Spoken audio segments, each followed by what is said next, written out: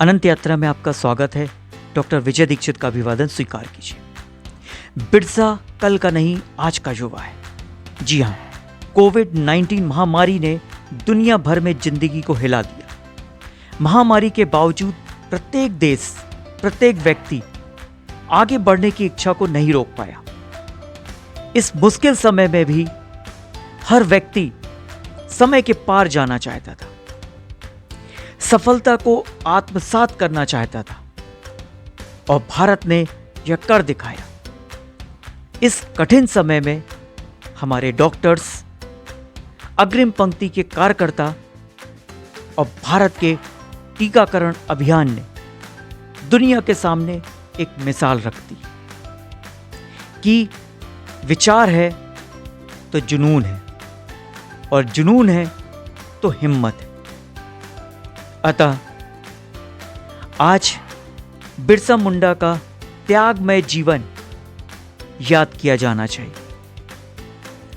आने वाले 15 नवंबर को उनकी 146वीं जन्म तिथि है, अर्थात 146वीं जयंती है। कहते हैं कि समय इंसान को मजबूत बनाता है और अनिश्चितता की गहराइयों में इंसानियत की भावना का उदय होता है। आज इसी कठिन दौर से देश दुनिया गुजर रही है। बिरसा मुंडा के मूल्यांकन की आधारशिला आखिर क्या होनी चाहिए? आज पूरी दुनिया जिस दौर से गुजर रही है, या यूं कहें कि भारत के सार्वजनिक जीवन में आज जो कुछ चल रहा है वही बिरसा मुंडा के जीवन को व्यक्त करता है।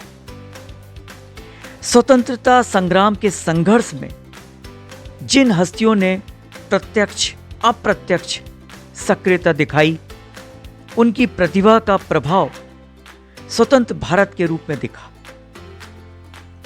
बिरसा मुंडा का संपूर्ण जीवन ब्रिटिश साम्राज्यवाद की गुलामी में बीता।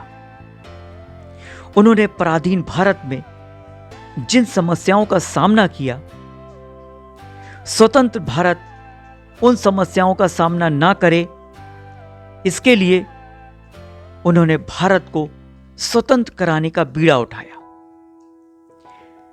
बिरसा ने पराधीन भारत में चुनौतियों का कैसे सामना किया, किस तरह की रणनीति बनाई,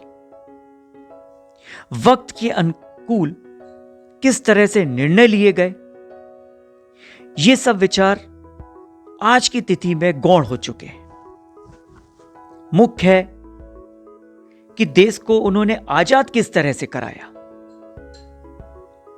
उन्होंने आजादी की राह में आने वाली चुनौतियों से जूझने की शक्ति जनजातीय संस्कृति के आधार पर सृजित की। बिरसा ने सेवा और संगठन को अपनी ढाल बनाया तथा धैर्य और त्याग उनके आभूषण थे। आज धरती की सबसे बड़ी आबादी अर्थात युवा आबादी में भारत के पास 44 करोड़ युवा है। ये युवा आबादी देश और समाज के लिए वरदान साबित हो सकती है। जरूरत है इन्हें देश के स्वतंत्रता सेनानियों से परिचय कराने की, जिससे ये 44 करोड़ युवा सामर्थ्यवान और कौशल संपन्न बनने के साथ साथ देशभक्ति को आत्मसात कर सके। बिरसा बचपन में भेड़ चराते थे, बांसुरी बजाते थे, अपने प्रचलित भाषा में गीत गाते थे। जंगल और अपनी जनजाति से उनको अपार स्नेह था। सालगा गांव में प्रारंभिक पढ़ाई के बाद उन्होंने चाईबासा इंग्लिश मीडियम स्कूल में पढ़ाई की। वह पढ़ाई में काफी तीक्ष्ण थे।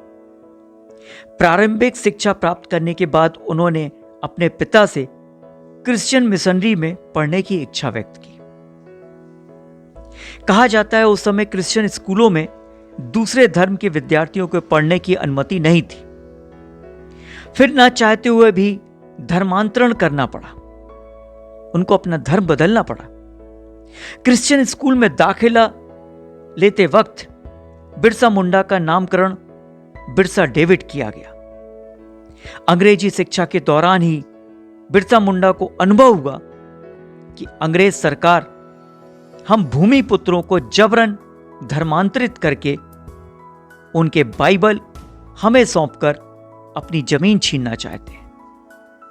इस बात को महात्मा गांधी भी मानते थे कि अंग्रेजी राज ने देशज शिक्षा पद्धति को ध्वस्त कर दिया था, जिससे भारत में निरक्षरता बढ़ी।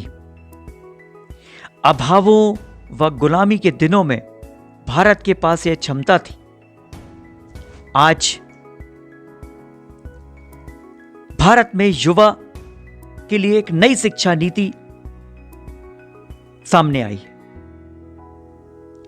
जिसके सहारे दुनिया के सामने भारत को एक नई पहचान दिला सकते हैं, और वो सिर्फ युवा ही कर सकते हैं। जिस तरह बिरसा ने जनजातीय समाज के त्याग और बलिदान को सबके सामने रखा, ठीक उसी तरह आज हमारे युवा नई शिक्षा नीति के सहारे भारत की एक नई पहचान दुनिया के सामने रखेंगे। बिरसा में विलक्षण शक्ति थी। बिरसा से मिलने और उनके भाषण सुनने लोगों को जुनून होता था। कहा जाता है उन दिनों चेचक और हैजे की बीमारी ने सबको घेर रखा था। हजारों लोग मर रहे थे। ऐसे में सुशिक्षित बिरसा अपने आदिवासी लोगों को स्वच्छता और सावधानी के तौर तरीके समझाकर बीमारी से काफी हद तक बचाने में कामयाब हुए, क्योंकि बिरसा एक शिक्षित युवा थे। आज इसी तरह का काम हमारे युवा कर रहे हैं, जबकि कोविड से जनजीवन अस्त व्यस्त हो चुका है और युवा भारतीय जनजीवन और भारत की अर्थव्यवस्था को पटरी पर ला रहे हैं। जल, जंगल, जमीन को बचाने के लिए जिस तरह बिरसा ने केवल अपने 25 साल की उम्र में समस्त देशवासियों को स्वाभिमान और स्वतंत्रता का अद्भुत पाठ पढ़ाया, मुंडा जनजाति आज भी बिरसा को भगवान बिरसा के रूप में याद करती है। ऐसे विलक्षण महामानव को पूरा भारत रेडी होगा। आज हम सबको उनको नमन करना चाहिए। यह हमारा कर्तव्य है कि हम उन्हें उनकी पहचान दिलाएं। इसके साथ ही मुझे अनंत यात्रा से आज्ञा दीजिए।